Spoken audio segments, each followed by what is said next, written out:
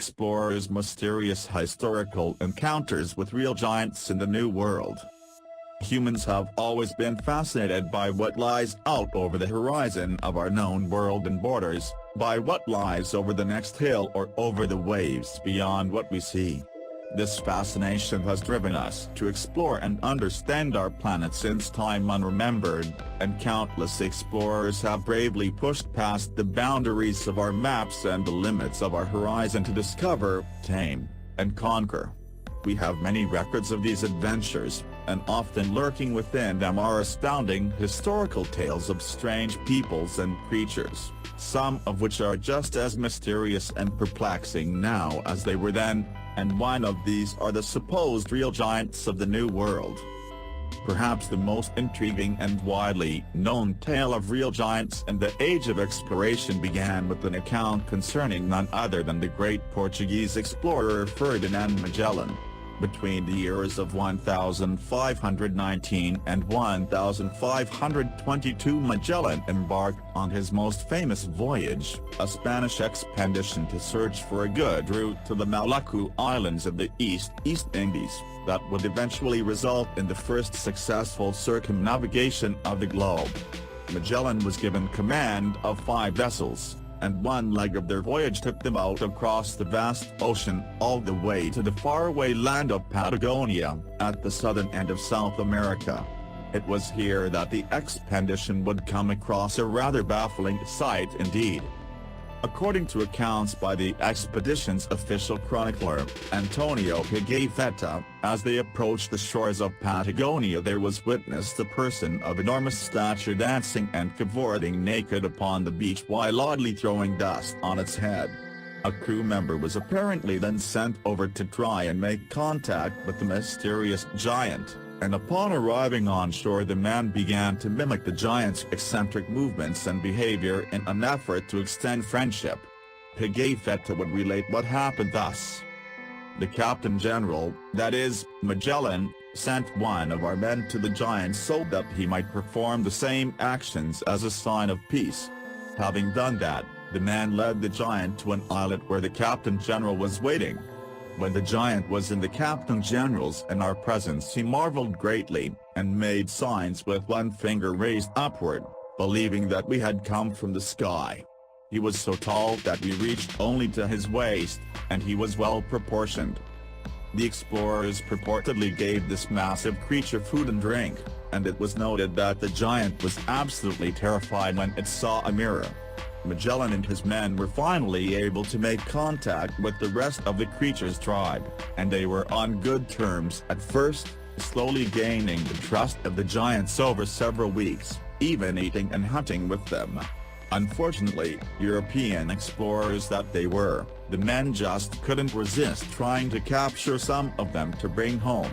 2 of giants were supposedly captured but did not survive the long harrowing journey back to Spain, meaning they did not return with any real evidence of giants in Patagonia but their fantastic tales of what they had seen. The stories really took off, and indeed Patagonia would become synonymous with the image of lumbering giants. Such was the popularity of the tale that the very name of the region itself, Patagonia, comes from Magellan's name for the creatures, patagones, which might be derived from the Spanish word pata, meaning foot, thus making the name something akin to the land of the big feet, or it may simply come from the fictional wild man characters the Patagonians, featured in a book of the era called Primalion, depending on who you ask. The stories of these mysterious giants living out across the vast ocean in some faraway exotic land really captured the imagination at the time, and this would be further stoked when other reports of the giants of Patagonia began to come in from other explorers in later years. For instance, in 1579, Sir Francis Drake's ship chaplain, Francis Fletcher, wrote of these giants, which were said to be around 10 feet tall. In the 1590s the explorer Anthony Knivet also claimed that during his time in Patagonia he had seen some dead bodies of the giants, which were estimated as being around 12 feet tall, and there was another account from the English explorer William Adams, who claimed that his expedition had actually been attacked by uncommonly large natives while rounding Tierra del Fuego. Such encounters further fueled rumors that Patagonia was indeed a land of giants, and these far-out reports would only continue. In 1615, Dutch circumnavigators Willem Schouten and Jacob Lemaire claimed to have come across a mysterious grave that was filled with the bones and remains of strange beings that would have been around 11 feet tall in height. In 1766 there was the report that Commodore John Byron, who had circumnavigated the world aboard the vessel the Dolphin, had come across a tribe of enormous natives in Patagonia that measured an average of around 9 feet tall and as tall as 12 feet. Such enigmatic reports coming in from these rugged explorers from Patagonia not only stirred up a lot of wonder, but also quite a bit of debate and skepticism from the scientific community as well. Many academics believed the tales to be hoaxes, over-exaggerations, or a ruse to cover the real intentions behind those making excursions to South America, but the belief that these giants were real nevertheless persisted among the general populace.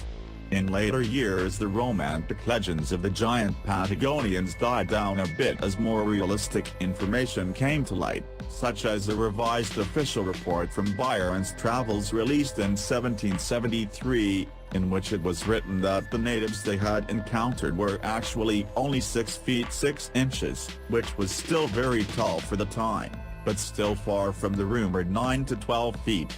Also, in 1628 Sir Francis Drake's nephew claimed in his book The World Encompassed, that the height of the giants his uncle had encountered and spoken of had been highly exaggerated, writing, Magellan was not altogether deceived in naming these giants, for they generally differ from the common sort of man both in stature, bigness and strength of body, as also in the hideousness of their voices, but they are nothing so monstrous and giant-like as they were represented, there being some Englishmen as tall as the highest we could see, but peradventure the Spaniards did not think that ever any Englishman would come hither to reprove them, and therefore might presume the more boldly to lie. It is thought that these explorers may have really been coming across a Patagonian tribe called the Tehuelche, who have some of the tallest average heights in the world, commonly exceeding 6 feet and reaching over 7. They would have certainly towered over most of the European explorers of the day, who would have typically stood at the low 5-foot range, and subsequent exaggerations, rumors, retellings, and observer misidentifications could have seen descriptions of the giant's height increased, giving birth to mysterious travelers' tales laced with rumor and hearsay. However, in the case of Magellan, the chronicler was an astute observer and had an eye for detail, with most of his information quite accurate, so it is difficult to say whether Pigafetta would have made up some yarn.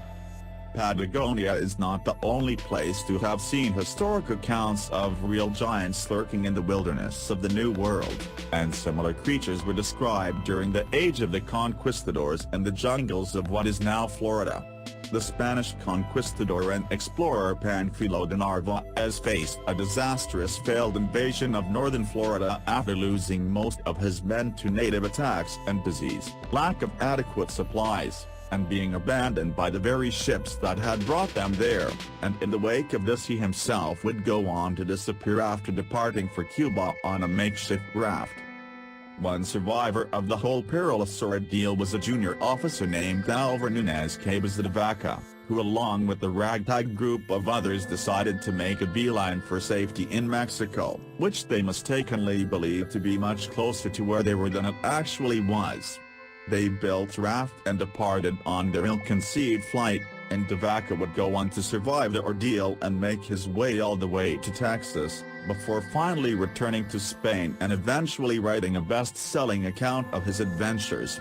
Buried in this journal is a very strange and rather harrowing account in which this motley group apparently came across a group of mysterious and very aggressive giants while crossing a lake in Florida. De Vaca would claim in his journal, When we attempted to cross the large lake, we came under heavy attack from many giant Indians concealed behind trees. Some of our men were wounded in this conflict, for which the good armor they wore did not avail. The Indians we had so far seen are all archers. They go naked, are large of body, and appear at a distance like giants. They are of admirable proportions, very spare and of great activity and strength. The bows they use are as thick as the arm, of 11 or 12 palms in length, which they discharge at 200 paces with so great precision that they miss nothing. Other areas of North America had historical reports of giants in the same era, and native peoples would often tell of such massive creatures inhabiting the land. In 1519 a whole village of giants was allegedly found somewhere along the Mississippi River by explorer Alonso Alvarez de Pineda during an expedition to map the Gulf Coast area. Pineda described them as race of giants, from 10 to 11 palms in height, and said that they were peaceful and had a wealth of gold, yet that the natives were terrified of them. Years later in 1539 there was also the account of Hernando de Soto, who came face to face with numerous giants during his adventures through the southeast portion of what is now the United States. De Soto had set out from Tampa Bay, Florida, with a contingent of hundreds of men, and during their trek they allegedly frequently came across tribes of natives ruled by giants. One of these was the chief Tuscaloosa, who was encountered in western Alabama and said to be a hulking giant of a man who towered over all others. There are also the reports from the Spanish conquistador and explorer Hernando de Alarcon, who was trying to find a river that could be used to move supplies to Spanish troops along the coasts of California and Mexico. Alarcon would eventually make his way up the Colorado River all the way up to the Grand Canyon, and during this journey he and his men purportedly came across a tribe of around 200 giant warriors standing up to 10 feet tall. The giants were supposedly very aggressive, but Alarcon appeased them with gifts and other signs of peace. The conquistador Francisco Coronado also told of having come across whole tribes of giants during his quest throughout the Southwest in search of the legendary El Dorado. In some cases, there was physical evidence of these giants found, as was supposedly the case with the conquistador Bernal Diaz del Castillo, who served under Hernán Cortés during the Spanish conquest of Mexico.